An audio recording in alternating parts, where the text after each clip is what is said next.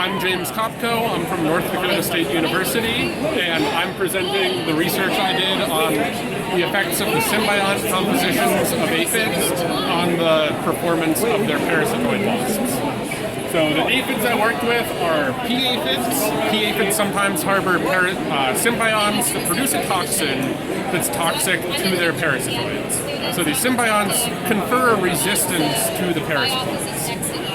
So most of the research on these has focused on pure lines of aphids. So either all of the aphids have symbionts or none of them do.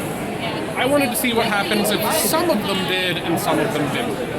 So I conducted some experiments with two parasitoid species, Aphids urbi and Crayon tequidorum, attacking aphids that were either all resistant, all susceptible, or a 50-50 mix of the two.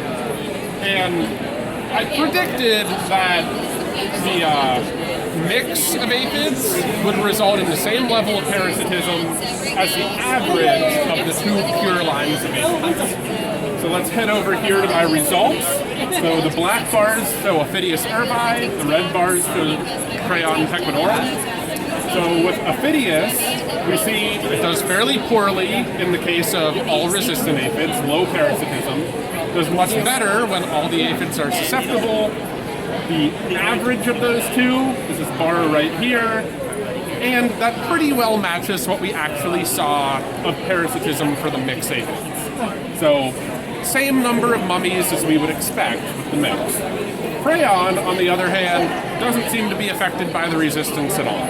So pretty much, no matter what the treatment is, it does about the same quality. Now that's with each wasp foraging singly. Contrast that to our other experiment where we put an Aphids and a Crayon in together, foraging at the same time for these aphids. And we looked at it pretty much the same way. So again, Aphids doesn't do very well when all the aphids are resistant, performs much better when all of them are susceptible. We calculated our average that we tested the actual mix against, and the mix performed much worse. We have much lower parasitism. In fact, the parasitism for the mix is pretty much the same as what we saw when all the aphids are resistant. And again, Crayon not affected by the resistance, so pretty much the same across the board.